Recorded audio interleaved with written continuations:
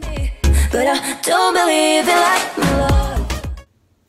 Hey guys, welcome back to my channel. So I'm sad to say, but this is the last episode. Y'all are probably happy because I'll probably go back to doing my regular videos in a minute. But I definitely wanted to make sure, since I had so many people who had questions about it, that I answered all of your questions. And just in case I don't get a chance to talk to you, or maybe you're afraid to DM me or whatever, I'm really nice, but who knows. I just wanted to make sure that I gave y'all as much information as I could possibly think of off my head. But I'm gonna go ahead and get into this last episode. So it's kind of like a recap, a little bit of everything, and my biggest recommendations. So I'm gonna start off with recommendation number 1, which is, should you self-publish or go with a publishing company? I think it totally depends on you and your budget. If you find that self-publishing is cheaper for you, then definitely go with self-publishing. And I would definitely recommend an ebook first for people who are trying to be extremely budget conscious and just don't have I would say a minimum of $1,000. If you have to spend anything, if you're doing an ebook, even with a publishing company, and editing, and that's for editing under 200 words, you're looking at about $1,000. Book Baby charges, I think I showed y'all, it's like $348, or I say about $350 for just the ebook publishing, and then to get it edited was about $500. That was average, and that was the lowest price. So yeah, you're looking at about anywhere from $800 to $1,200. So if you don't have that, then definitely doing the self-publishing ebook would be the cheapest option, number 1. Just keep in mind that most people do like to physically have a book in hand, and especially if you're trying to do things like trade shows, or if you're trying to do like a book signing, you won't really be able to do that with an ebook. So some people do like to have a tangible copy. So the least you could do is maybe print out like 50 to start off with, and that would probably cost you about another $300. But that all kind of just depends on you. My second recommendation, I think is truly most important, is take your time and do a lot of research. Talk to many different publishing companies as you can. Would I go with the publishing company for my next book? Probably so, just because I work full-time. So the amount of stress that was on me trying to do everything myself and work full-time was just a lot. Not only that, but the stuff that I learned coming after the book, which I'm going to go into, is a lot as well. The marketing is a lot, the distribution, all of that is a lot. Even though you're done writing the book and it's out, that doesn't mean that it's the end. You still have to market and push as much as you can. That way you can get a return for your investment. So as far as the distribution process, I would say that Apple was the easiest to work with, and Amazon Kindle.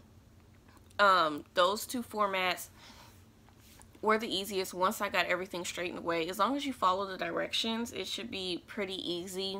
I had the correct formats and everything, and it's really easy to go back in there and edit. The only thing with iBooks is that you do have to have a Mac computer, but if you don't have a Mac computer, then Amazon Kindle was by far the easiest thing to do. I am still trying to get the hard copy to get through Amazon. It's so freaking difficult. Every time I try to upload the actual content, it keeps saying something's off into the margins, and I'm just like up to here with it. I don't really care. And for those of you who are trying to figure out what I'm saying, basically when you upload the Kindle, it asks, do you also want to upload a hard copy? And you can go through the process, but basically it's almost like you're re-uploading the Kindle version again. And it makes you put in the PDF version, and you put in your cover again, but the formatting is a little different, and it's just so tricky. But a way to bypass that is to create a seller account and sell the book yourself. Like, you know, since you're the publisher, you would basically create like your business account and resell it yourself. If you want to do Amazon Prime, you do have to sell at least 50 copies, and it has to go directly through the site, and you have 90 days to do that. So that's a lot of pressure. So unless you have a huge following and you know people are really trying to get your book, then, you know, Amazon Prime is the perfect thing to enroll in once you start your book. But Amazon works in stages. So once you create your account, it's like certain things that you can and cannot do unless something else is done. So it's really weird, but I mean, it's okay. A lot of people go through Amazon. A lot of people use Amazon Prime. So at least if you have it for 90 days, I mean, that's something. And you never know. You can also do promotions and discounts on there as well, which is really helpful. And that's going to go into my next thing, which is marketing. You will spend a lot of money on marketing if done wrong, but if done right, you won't spend that much money. Number one, definitely make sure that you have a budget. I would say start off with maybe $20 a month and do Instagram promotions or Facebook promotions, and either do $10 on Instagram, $10 on Facebook, or $5 per post, however many posts you plan on doing.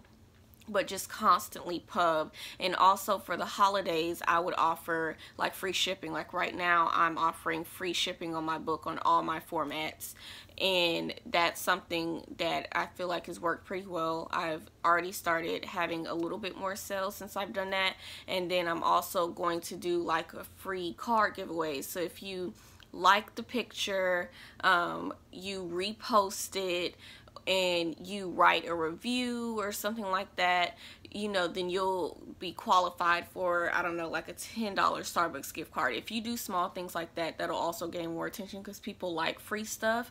So you do have to be very strategic with your marketing.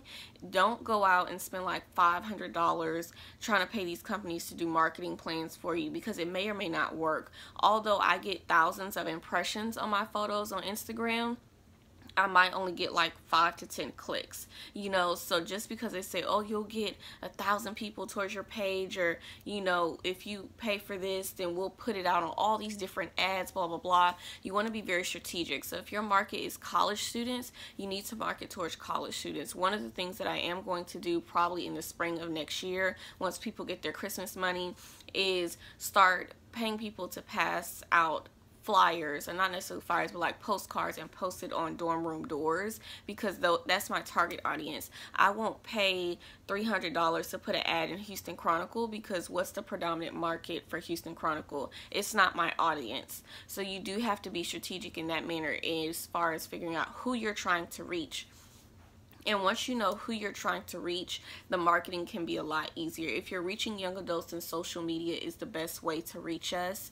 Also, if you go to Vistaprint, print out like, I don't know, postcards or something, you can put it on the doors in your neighborhood. That's another way to do things. That costs like no more than $30 to get that done and shipped to you for about 50 postcards, or not even postcards, but just like invitations, and you upload a custom print to that. So that's the easy thing to do as well. So those are the things that I highly recommend to do promotions after the fact, and promotions are the absolute most important afterwards. The job does not stop. I would also say going to speak to schools, which is something that I am going to start doing, and also looking into book fairs. There's book fairs all over the US, and not even just that, but if you went to college and there's student organizations or that you were a part of, or maybe that you know of, reach out to their executive board and see if you can maybe come talk in one of their meetings, which could probably be free for you. Start off, you know, locally, and then work your way out from there. And that's another great way to promote your book and get to shake people's hand and see them in person and tell people what your book is about, because you'll be surprised, people don't read stuff. So even though you're posting things on social media, just be aware not to post too many words. Just post what's important, like sell a small snippet of what the book is about, or even just talking it out like this. Doing like interviews and posting them, like common questions about your book. That way people can kind of get a feel for it. That helps a lot as well. But I don't want to hold up too much more of your time. I really want you all to contact me and ask me questions, like pick my brain, because everybody's story is a little different in what you're trying to do. So I don't want to give you all a buttload of information and only a little bit of it pertains to you. I want to tailor my information towards you personally. So I definitely want you all to email me, contact me. You can contact me through my website, allsheandco.com. Just hit the contact page and it'll come directly to me. I check my emails all the time.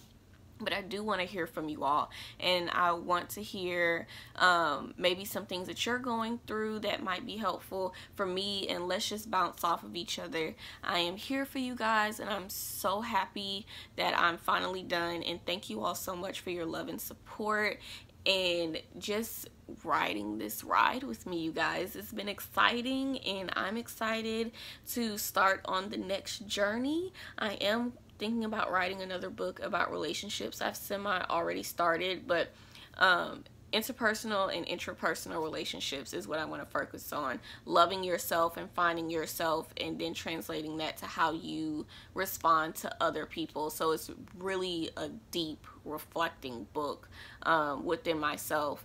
So I've semi-started on that, so I'm super excited. But it will probably be another couple of years or so, maybe about 2 or 3 before I decide to actually come out with that. I'll probably go about it a little bit differently in the way that I probably would go through a publishing company and just have them deal with it. And I don't know, or maybe I will do it myself now that I've done it before. I know a little bit better what I'm trying to do. But yeah, I'll probably just come out with it completely and then tell you all about it, and then do the book signings and things like that. So I'll take a couple steps back and just really more so take my time with this one. But if you haven't already, if you lasted this long, don't forget to like, comment, and subscribe. And thank you, thank you, thank you. I love you guys, and I'll be back to my normal videos pretty soon.